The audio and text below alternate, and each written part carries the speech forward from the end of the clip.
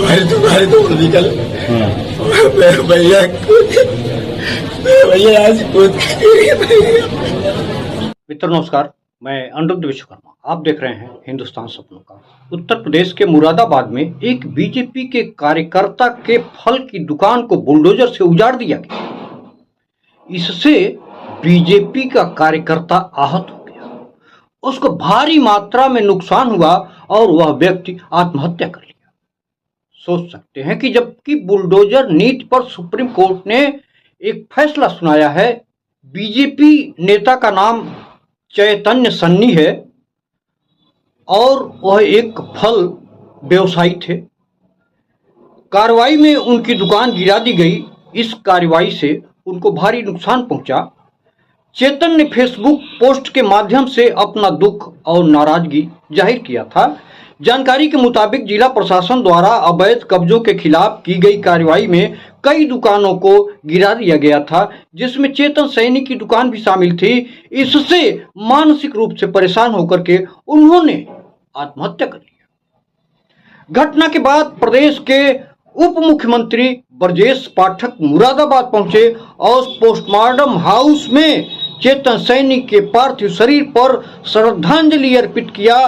पीड़ित परिजनों से मिलकर के उप मुख्यमंत्री ब्रजेश पाठक ने संवेदना व्यक्त किया।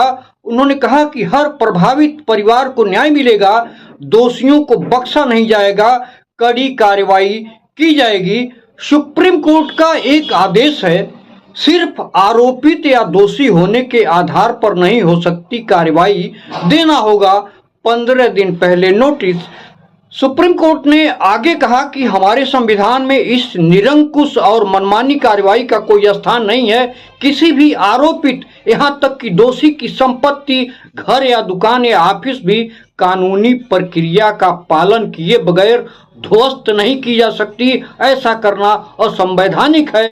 मित्रों, यह घटना बेहद आहत करने वाला और दुखद घटना।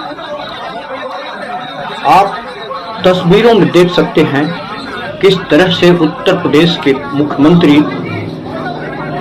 बीजेपी नेता के शव पर श्रद्धांजलि अर्पित कर रहे हैं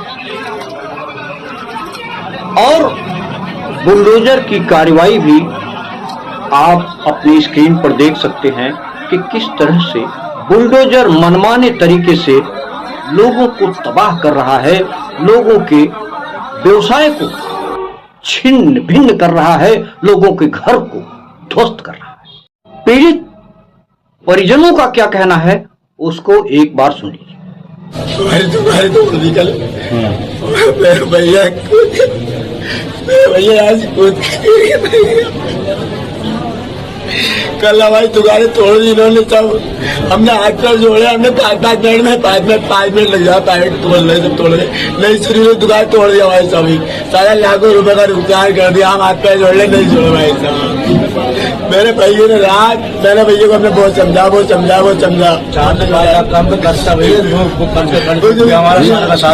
सारा माल कर ले गए तो करते हम जा रहे कारोबार व्यवहार जो करते हैं हम सारा सबका सब बोल के पूरी दुकानें तोड़ दी। जो माल था वो खराब हो गया हमारा। अच्छा, चेतन से बात हुई आपकी, कुछ कहा उन्होंने? हाँ, वो उसने किसी से कुछ नहीं कहा। वहाँ से आगे डिप्रेशन में इतना था, उसने किसी से कुछ कहा ही नहीं।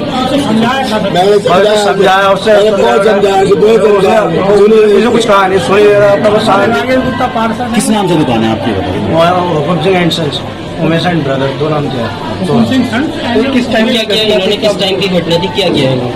ये 5:30 साढ़े 11 बजे के आसपास की। तो तब सब लोग सब सो रहे थे, लेटे हुए थे। ये अपने वहाँ पर छत पर था, एकदम पता है बाइक रोकती रह गई इनकी। बोले यहाँ से एकदम से बोले हम तो बर्बाद हो गए। उसके बाद हॉस्पिटल ले गए। हॉस्पिटल ले गए, साई ले गए,